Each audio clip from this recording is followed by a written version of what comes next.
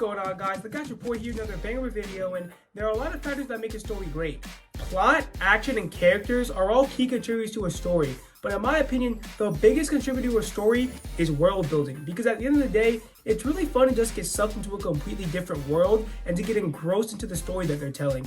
And I'm really happy that a lot of people are using this narrative device in their stories, and we've been getting introduced to a lot of great new universes lately. And guess what? I could solo all of them. Well, not all of them, but a vast majority of them. Mainly because a lot of things and a lot of the conflicts that happen in the stories really don't need to happen. Like One Piece. Bro, I could easily solo One Piece. Now that might be a wild statement because there are a lot of really strong fighters in the verse. And am I saying I could beat all of them in a straight up fight? No, that's crazy. There's dudes that can shoot magma, control gravity, and literally turn the ground into rubber. Like, I would get packed up if I fought all of them.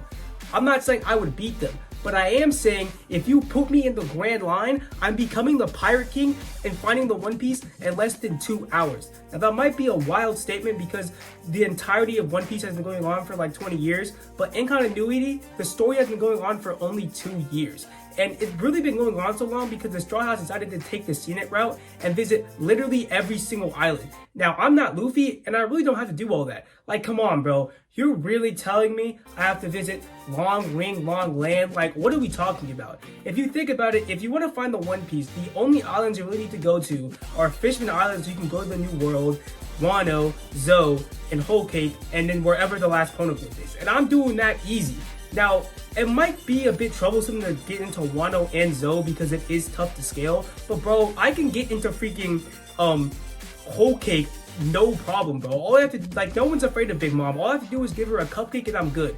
And I really don't even have to go to any of those islands in the first place because I have something that the characters in the show don't.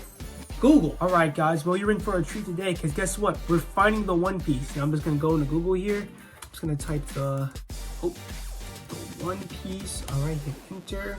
Gonna go over here to all filters, hit maps, and we're done. The first that's similar to One Piece and I could easily solo is Dragon Ball. Guys, before we talk about Dragon Ball, I want to take a moment to pay my respects to the late great Akira Toriyama. He made arguably one of the greatest pieces of fiction of all time, and he inspired so many people, including myself, to strive for greatness and break their limits.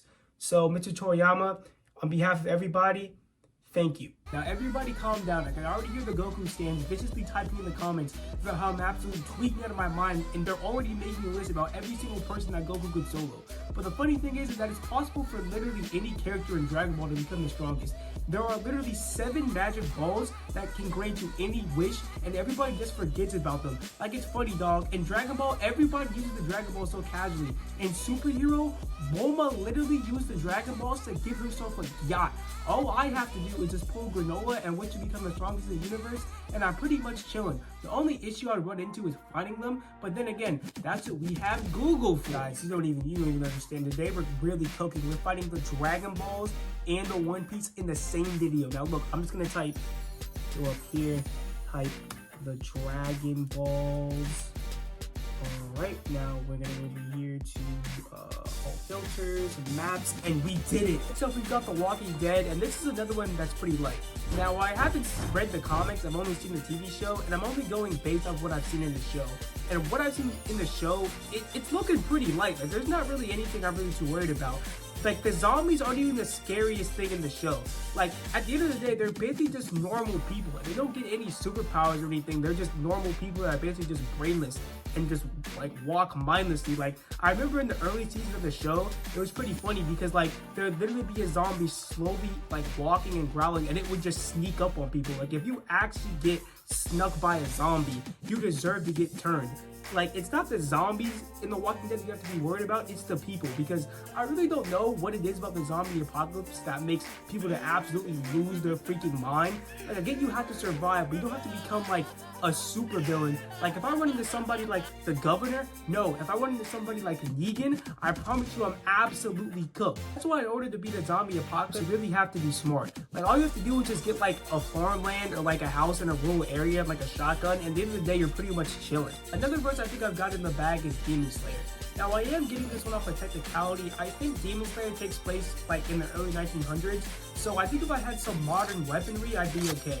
If you think about it, the Demon Slayers do a lot of really cool stuff, but they only fight with swords. And hey, I ain't gonna lie, it does make them pretty cool, but I feel like if I had modern weaponry, I would literally fold most of the freaking demons in Demon Slayer. I don't really remember the name of the Hashira that uses a shotgun instead of a sword, but me and him are pretty much on the same page.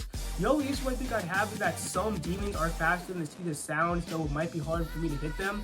But I feel like if I got like bullets made out of the stones that they use to make the swords combined with modern firearms, I think I'd be alright. And if I combine that with a breathing technique, bro, I promise you I'm wiping everybody out.